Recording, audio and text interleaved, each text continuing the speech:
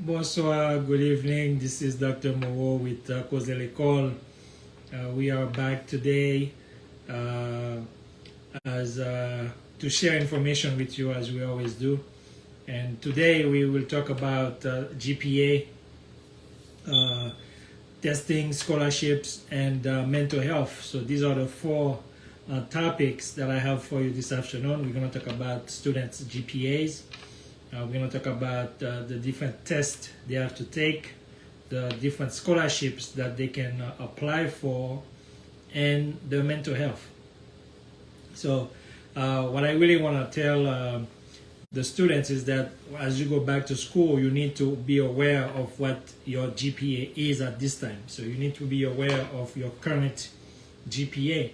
And if you do not have a 2.0 minimum GPA, you will not graduate.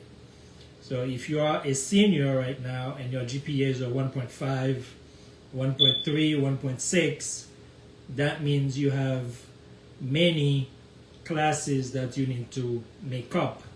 You need to go to 7th period, you need to go to Florida Virtual to make up these credits.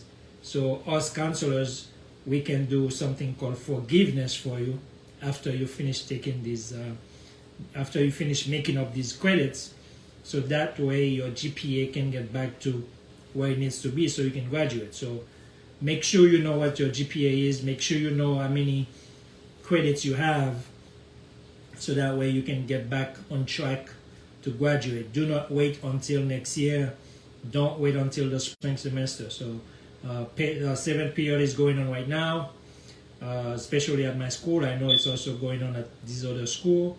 So go ahead and register for 7th period and also take a virtual class. Some students may have to go to a recovery school. So the recovery schools are schools where the students go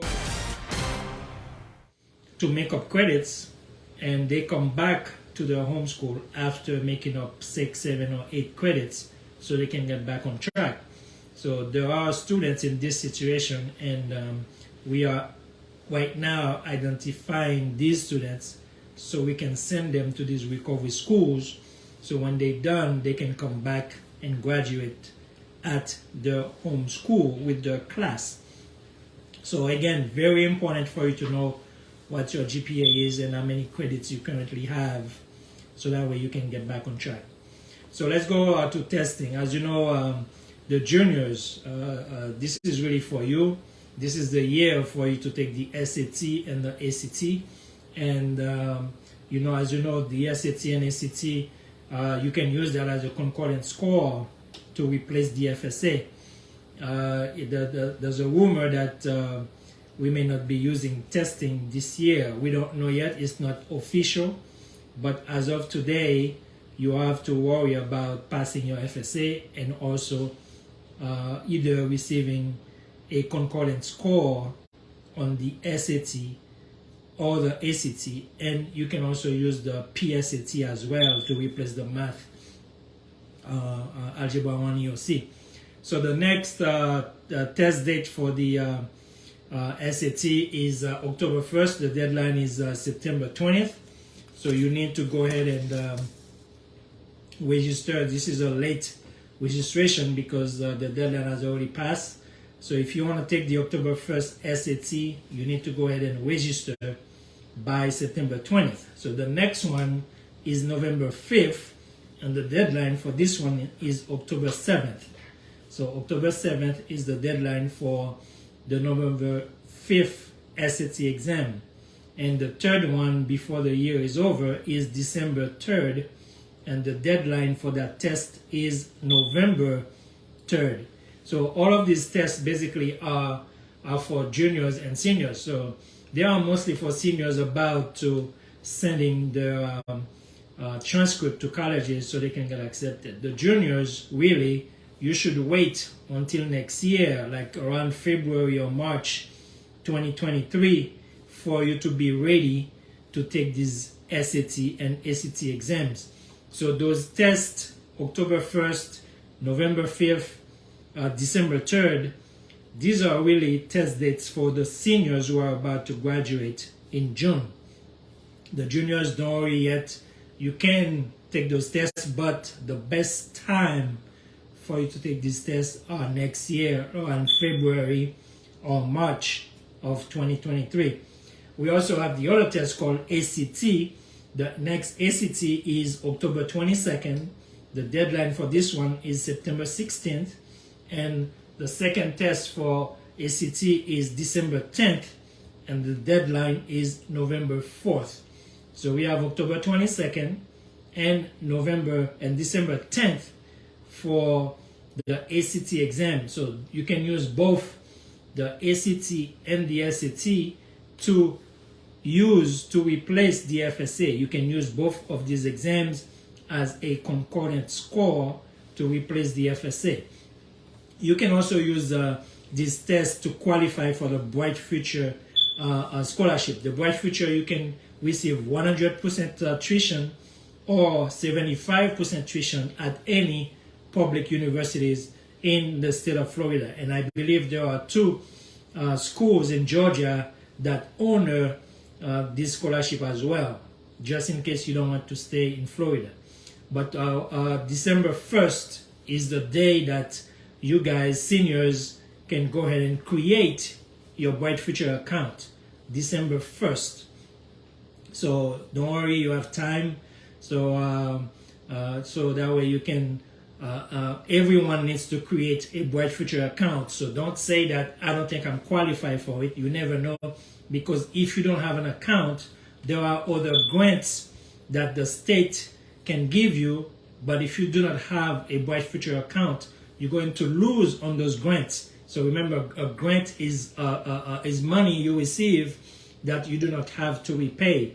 So again, you need to create this Bright Future account by December 1st. So in order for you to qualify for 100% tuition with the Bright Future, you need 100 community service hours, you need 1330 on the SAT or 29 on the ACT, and you need a 3.5 weighted GPA. So 100 community service hours, 1330 on the SAT, 29 on the ACT, and a 3.5 weighted GPA.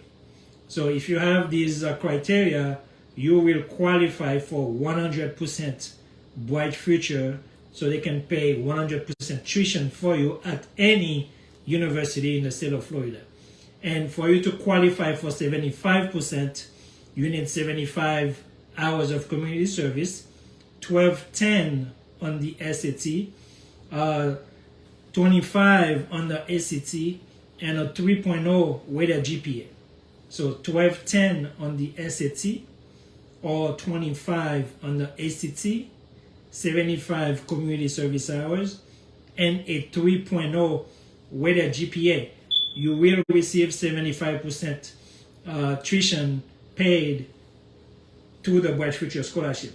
So you will say, what about the other 25%? You can still qualify for the Pell Grant. So the Pell Grant can cover the remaining 25%.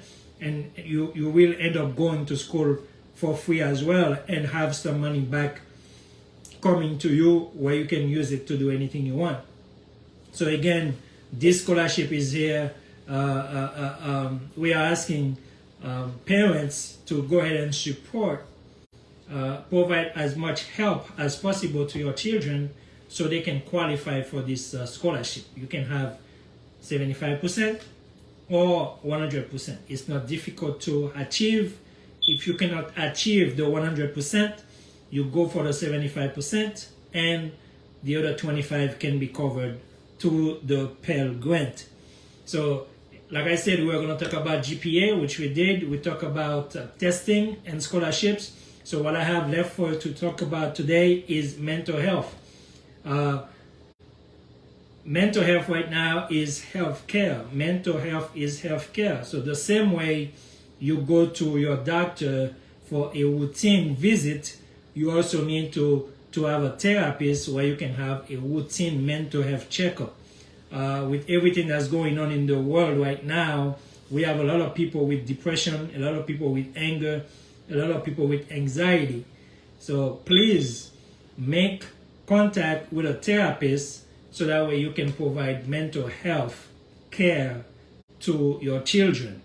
I understand in our community, especially in our Haitian community, we do not believe in mental health, but we need to get rid of this stigma so that way we can start seeking help. When we are suffering, we have people grieving, we have people in anger, we have a lot of people who are depressed, anxiety. We have a lot of people with post-traumatic stress disorder, PTSD. So let's go ahead and start putting the stigma behind us and start taking care of ourselves, because many of us need help. And we do have help in the community. So go ahead and seek help, provide mental health care to your children so that way they can perform at their best while they are at school. Because if you are depressed, if you have anxiety, if you're angry, if you are grieving, if you have bipolar disorder, and there are many other disorders. There are students who have eating disorders. So all of these disorders, we will go over them in the future, and I believe I've gone over them before in the past, but we will revisit these disorders for you so that way you can be aware of what to look for in your children, and when they need help, where you can find help for them. Because if they go on with these mental health issues without treatment, there is treatment out there for that. If you do not seek treatment, they will not perform at their best while at school. So again, please seek help for your children, and maybe even for yourself. You could be an adult and you're also in need of mental health care, because if yourself mentally you do not have it up here, how are you going to manage your home? How are you going to manage your house? How are you going to manage your marriage, your life?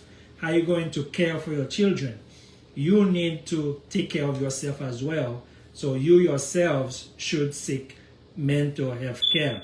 So do not hesitate to contact us. We have a mental health center, Family Empowerment Mental Health Center. What I need to tell you is every time you send us a referral, you are also sending a child to school in Haiti, and you are providing health care to that child.